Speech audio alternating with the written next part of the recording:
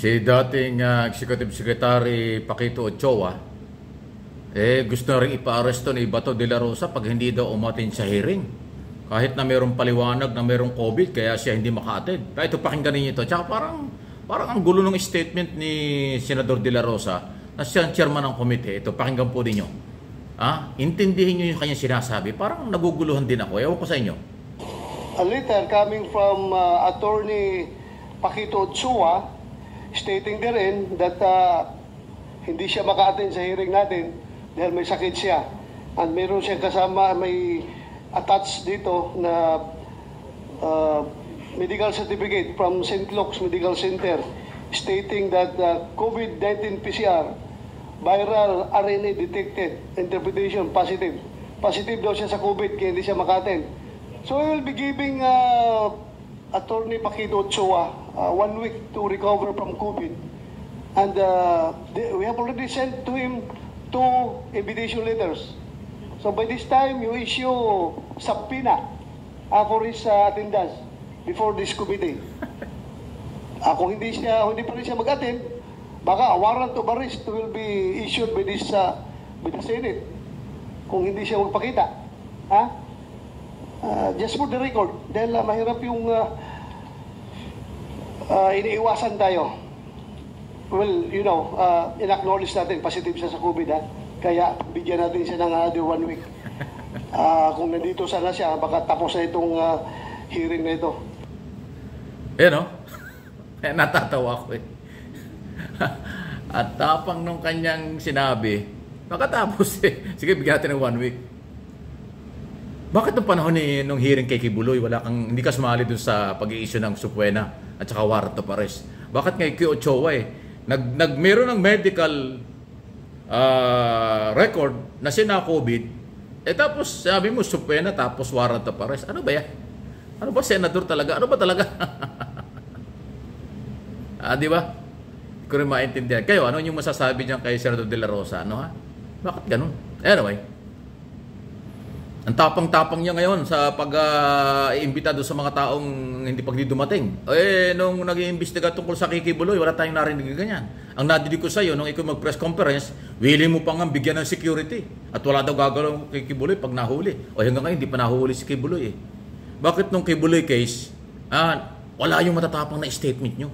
Bakit ngayon, ang iniimbestigahan na yung issue tungkol sa drugs na nanggagaling sa hindi naman kapanipaniwala na testigo na si Jonathan Morales, ang tapang ng mga dating ngayon.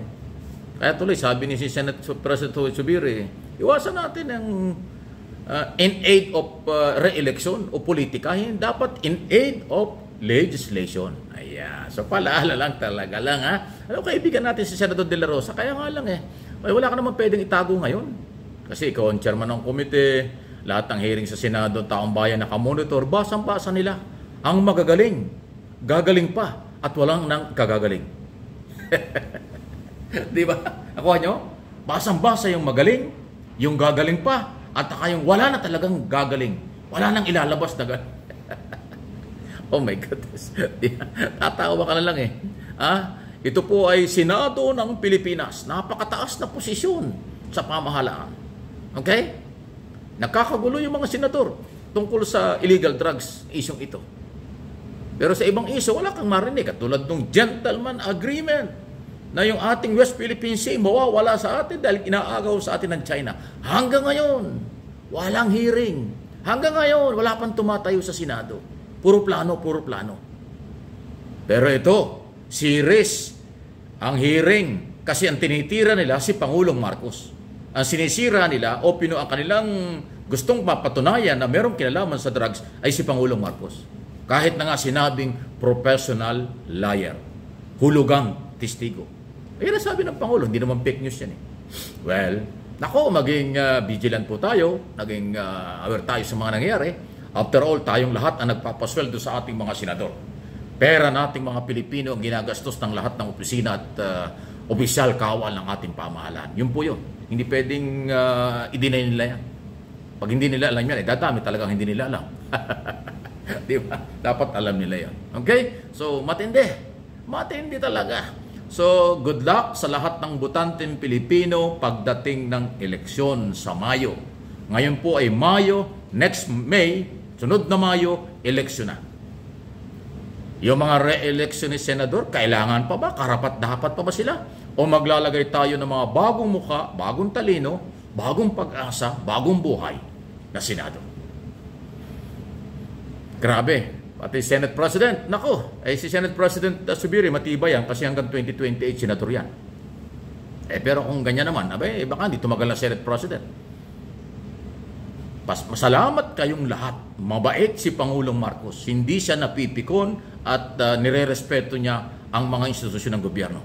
Kasi ang ating Pangulo ay dating congressman, alam niya ang trabaho ng congressman. Dating senador, alam niya ang trabaho sa Senado.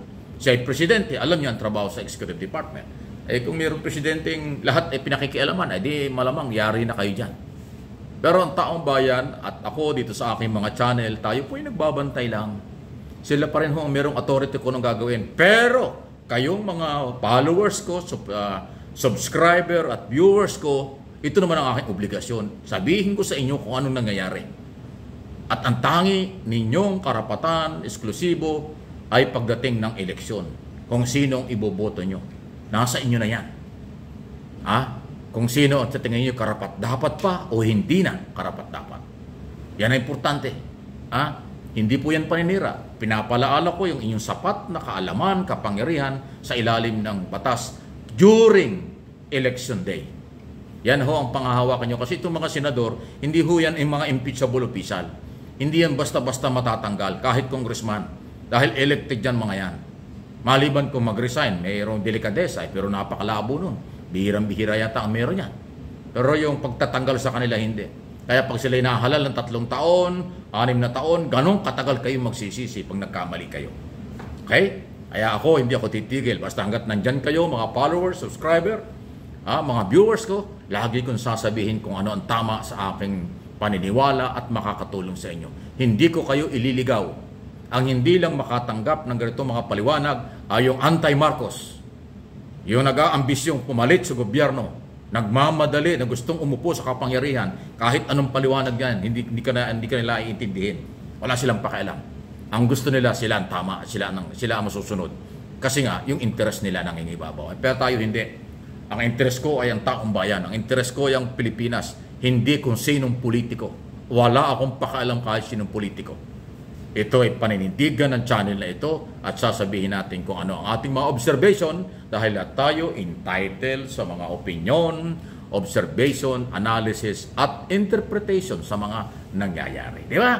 Katulad nyo sa buong mundo, basta Pilipino, matalino, pag hindi kayo matalino, magsisisi kayo after ng mga eleksyon.